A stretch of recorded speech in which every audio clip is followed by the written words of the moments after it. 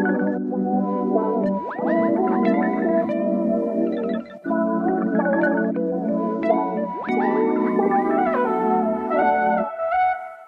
lads, welcome to the channel where we discuss all things fashion, beauty, lifestyle, travel, and everything else in between. Disclaimer, I am not in a set location yet. I am currently in Korea for work. If you did not watch my other video, I'm in the military. I'm down to my last couple years, but I'm here for work. Fun fact, I was stationed here 20 years ago, so 2005 to 2006, and that's how you know it's time to retire. A lot has changed since I've been here. I don't even recognize, I swear I don't even recognize this place anymore, at least the base that I'm on. It's changed so much since I was a young soldier. But I thought I would share my April favorites, things that I've been loving, things that I've been enjoying. Some of these things, of course, I picked up along the way, and some I packed with me, and that's how much I love them. Let's start off with this Josie Maran. I'm sure you've seen this everywhere, but this is the body butter. It is a whipped argan body oil butter. Let me say this again. Whipped argan oil body butter. Whipped argan oil body butter. And this is so moisturizing. My skin has been so dry lately, especially in Arizona. When I tell you that desert and that heat, the sun, it just soaks everything out of you, all the moisture. So yeah, but I love this. I would probably not, I have not tried the other scents. I really like the Argan scent. I know a lot of people don't enjoy it, but it smells similar to Baccarat. Just like there's like a little note or something in there that is familiar to me. And I'm like, this will pair well with Baccarat. So yeah. I also, let's see, what else do I have? I have a couple of blushes. One is from Danessa Myricks. This is called a Golden Hour. I picked this up when I was in, I think I was in Hawaii when I picked this up. I had to have been in Hawaii because my daughter tried it out. She loved it. I could have gave it to her then, but I was like, no, buy your own, girl. So this is Golden Hour. It's a beautiful orange color. It looks great on dark skin. I love it. I was not always a cream or liquid blush girl because I'm an oily girl, so I would just think there's no way I could wear a cream blush or a liquid blush, excuse me. But yeah,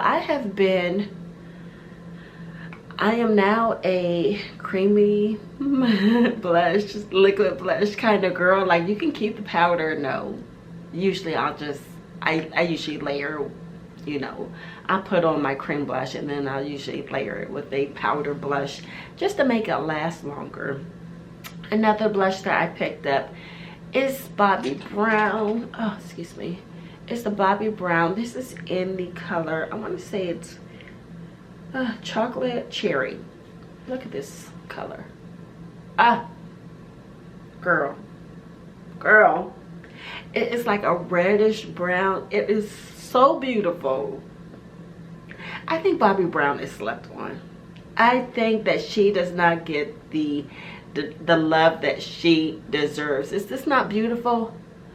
I mean, I wear these colors all year round, but even in the winter time, even in the fall, just gorgeous. Give me the reds, give me the burgundies, give me the orange, give me, it looks good. It looks good on dark complexion.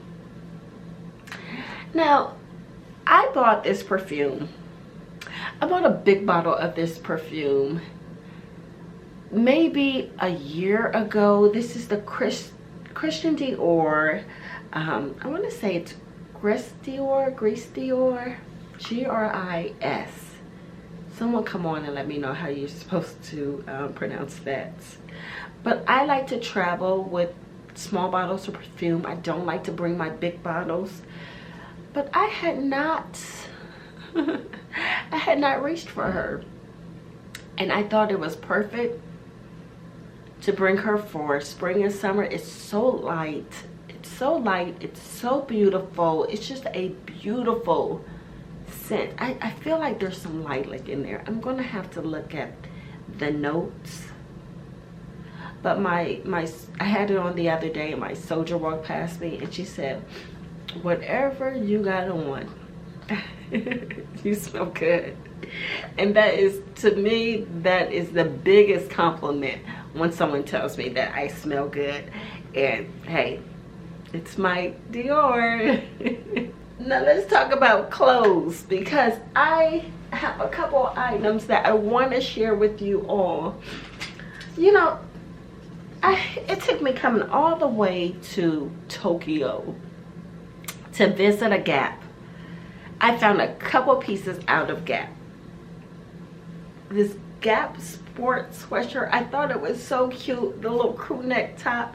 Now I plan on wearing this with my little nylon cargo skirt, and probably my Sambas, probably the Sambas that I just picked up. And then it has World Class Sport on the back. I thought this was so cute.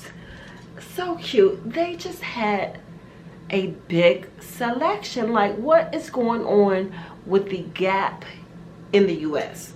I mean, I know, is it Zach Posen that is the creative director now for Gap? I know it takes time for them to do their thing and to, you know, build a brand back up and get it, you know, back to par. But they have been, I feel like the one in Japan was everything. Like, I could have stayed in that store all day. I also picked up these little cargo trousers from there as well, and they had them in like a grayish black color as well as a beige, and I just picked them up in a white. These are a size medium. That sweatshirt is a size large because I usually like my things oversized, and I went back and forth with a large or a medium. So I went with the medium, and I felt like, hey, I'll do these up maybe a little bit more fitted, and then with just an oversized top on top. Okay. And then I have these jeans that are gifted, but I have to talk about these jeans.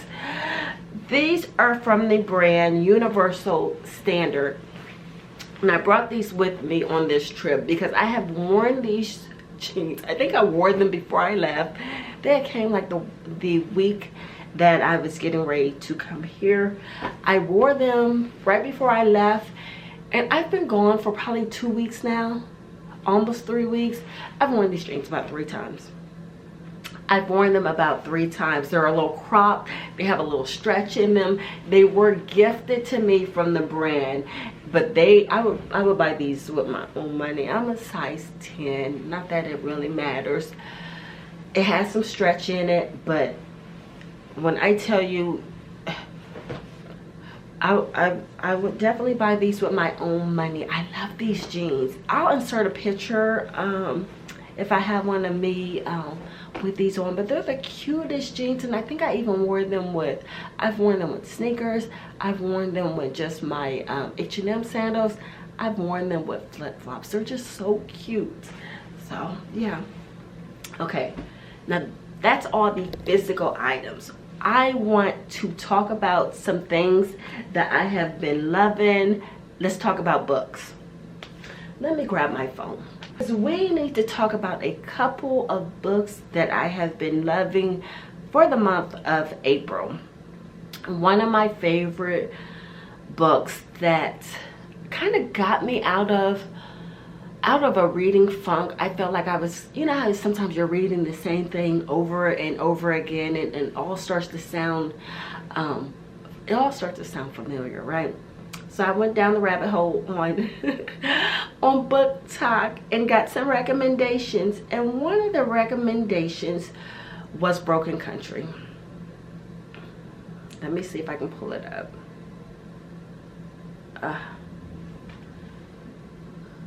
Broken Country. I listened to it on Audible.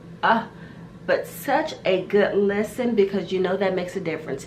That narrator makes a difference with an Audible book. The author is Clare Leslie Hall, Broken Country, and it deals with loss. It deals with relationships. It's so good. But if you are looking for something, and it's on the Audible charts, but if you are looking for something to get you out of like your comfort zone or whatever, this was so good.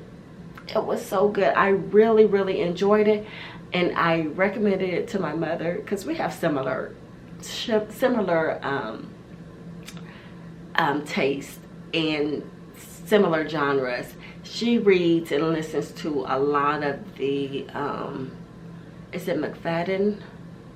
The McFadden books? Let me see, because the Freedom McFadden, because I just downloaded one off of Libby. And this is my first time listening to her, so I'm listening to The Boyfriend right now. But my mom reads. She likes a lot of thrillers, a lot of mysteries. But this is my first time reading one of her books again. I like to get out of my comfort zone. Now, I also love... Now, I listen to Mel Robbins, her podcast, right? But I am currently, I'm currently re-listening to The Let Them Theory. I love this book. Again, this is one of those books that I recommended to other people. I recommended it to my soldier. She enjoyed it. She enjoyed it so much that I gifted her a book, because she was saying, I want to buy me the book because I want to highlight it. So I gifted her the book. But it explores relationships, it explores friendships, and I am re-listening to chapter 12, why some friendships, I think it's why some friendships fade, and why some friendships naturally fade. And she was saying that one of the reasons is proximity, right? But she was talking about how she kind of mishandled her friend groups, how she mishandled, her friendships, some of the mistakes that she made along the way. Like, she would, let's say I invite someone into a friend group, right? And now that friend group has taken off, right? They're now doing things without me for whatever reason. I may have other things going on, but now I'm jealous that I introduced them to the group, but now I'm jealous that they're all having a good time and hanging out, right? But it had me really exploring my own friendships and looking at my friendships. I only have 3 great friends. I have a younger friend. She's like 8-9 years younger than I am. I believe you need young people around you to keep you, not keep you young, but to keep you somewhat youthful. I also have a friend that we've been friends for, my daughter's 26, so before my daughter was born, we've been friends for probably about 28 years now. That is my longest friendship. She's a year older than I am. She's also a Libra. She is my true Libra sister, but she's an October Libra. I'm a September Libra. We're different. We're different. And then I have a friendship that we have, we met in 2007. For whatever reason, we fell apart probably in 2016. That's a story for another day, but we reconnected recently. We reconnected after having not talked for a few years, but I will tell you what happened. I was in her location. I grieved the friendship. I was missing the friendship. And every so often, I would think, I wonder how she's doing. I wonder what's going on. And I did reach out a couple of times with no response. So, after a while, no one wants to feel rejected, right? So, her and I was in her location for a seminar, and the seminar was going to be where I knew she had worked at, because she worked there when she was on active duty. She retired and went straight into the same job that she was doing on active duty there, right? So I knew she was in that building, and I knew someone that worked with her, and I asked him, because there was no way I could be there knowing who I am. There was no way I would be in the same, what if I just ran into her? So there was no way I wanted to just run into her. I would rather, can you take me up to where she works? I would like to talk to her.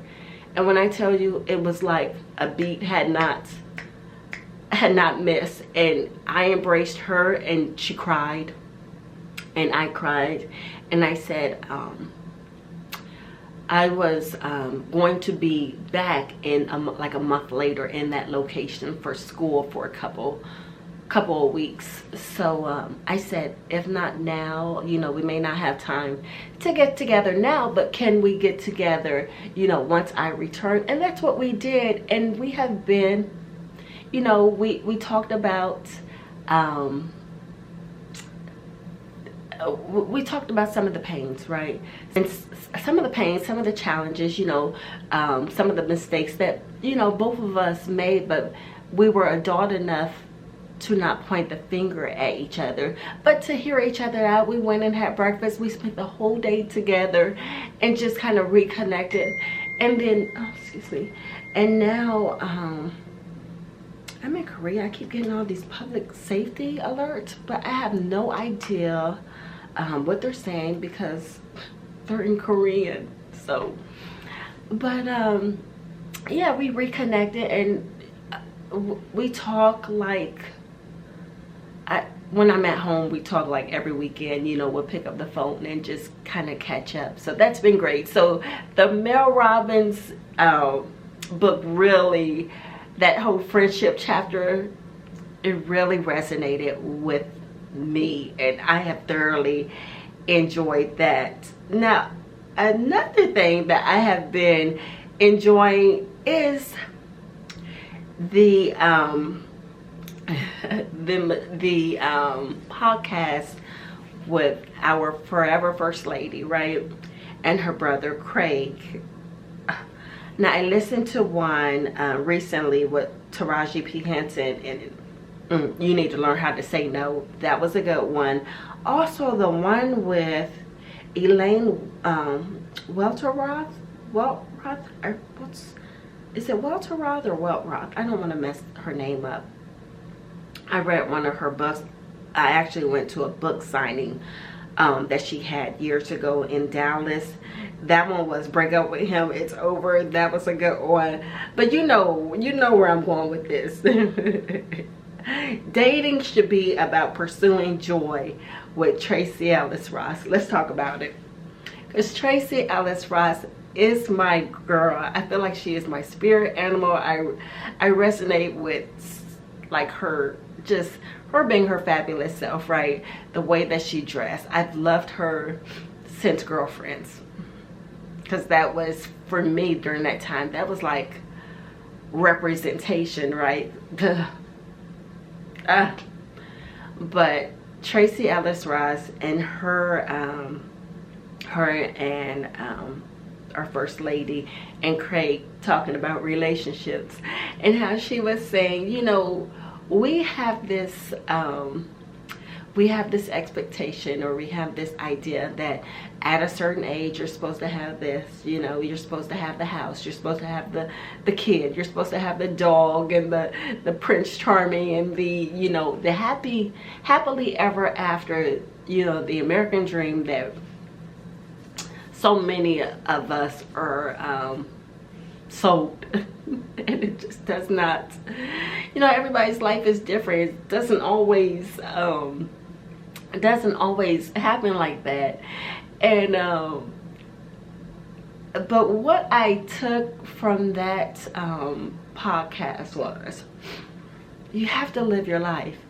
You cannot wait for the friendship, you cannot wait for the group trip, you cannot wait for the relationship, to do the things that you want to do to live your true, authentic self. But those are my April favorites. These are the things that I have loved. I have noticed that my battery is starting to flash, so that means I've been talking way too long. Until we meet again, my friend, enjoy your week. Bye-bye.